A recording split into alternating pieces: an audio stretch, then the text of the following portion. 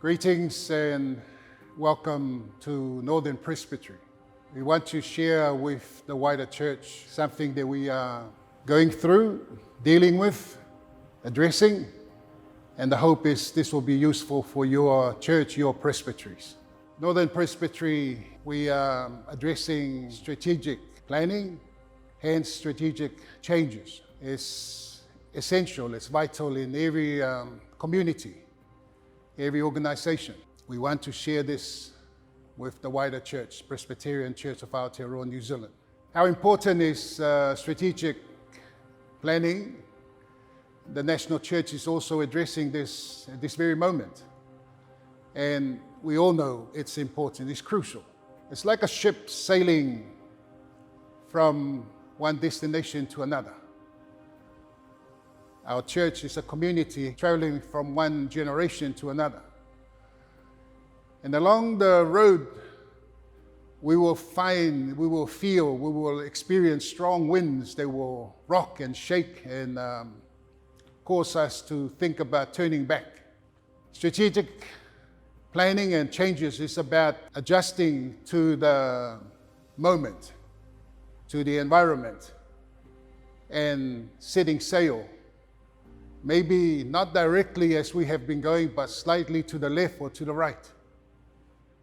There's a wonderful saying in this metaphor, you cannot change the wind, but you can change your sail.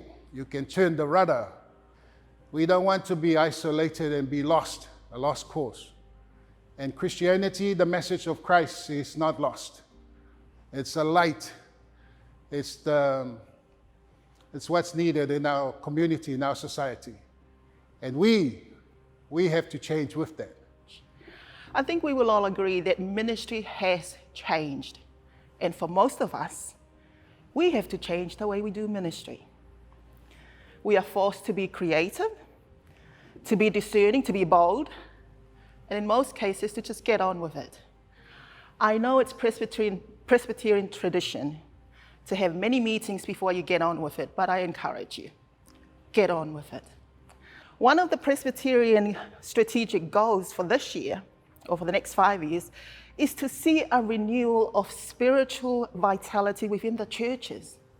And to do that, we are to seek opportunities to inspire and support each other as we help people find, know, and follow Jesus. As a servant of God, we must work together.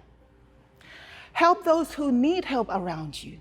And if you need help run ministry, talk to those ministers in your area. We are working together to preserve, to build, to grow God's ministry, not ours. And with God's help, together, we can do it.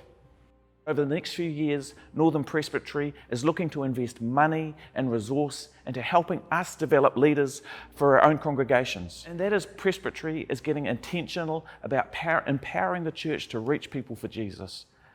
You see, as weird as it might seem, God's plan for bringing the good news, His good news to the world, is to use the church to do that. And so it's awesome that Presbytery is proposing to allocate $180,000 a year to enable our churches to reach out to our communities with the love of Jesus. And investment like this makes a difference. I'm so glad that our Northern Presbytery has come up with a case for change. Obviously, we have read the stats and we can see the journey so far is not very good.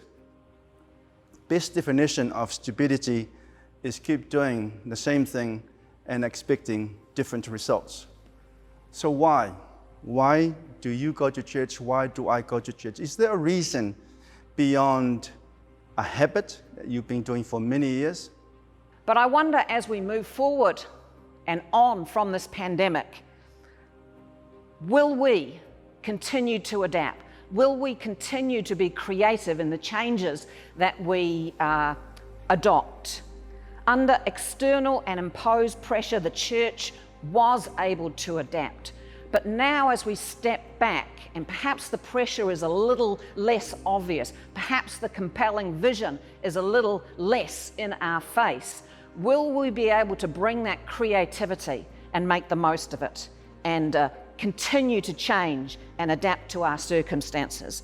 What would be our compelling vision, our big vision as a presbytery, as we fuel our churches for the future? If you've had a look at the strategic plan, it's filled with words that inspire, revitalize, renew, initiate, facilitate.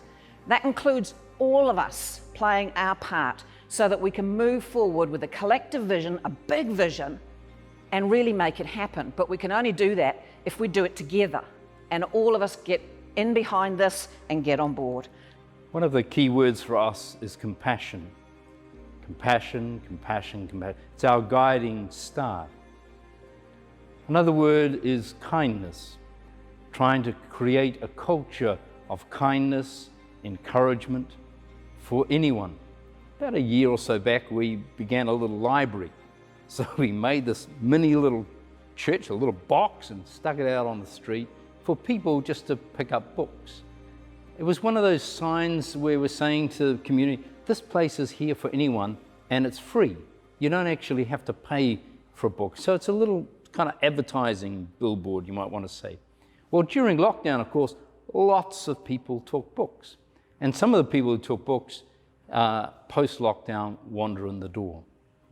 My role is really to encourage. Sometimes I come up with an idea, but it's trying to be a community where ideas are welcome no matter how out there, and then trying to connect someone with someone else, maybe get a few little bucks from somewhere and just try to help things happen. Maybe one church is very good with youth, another church very good with children's ministry, another church might be very brilliant with discipleship, who knows? But I want to leave you with this last phrase.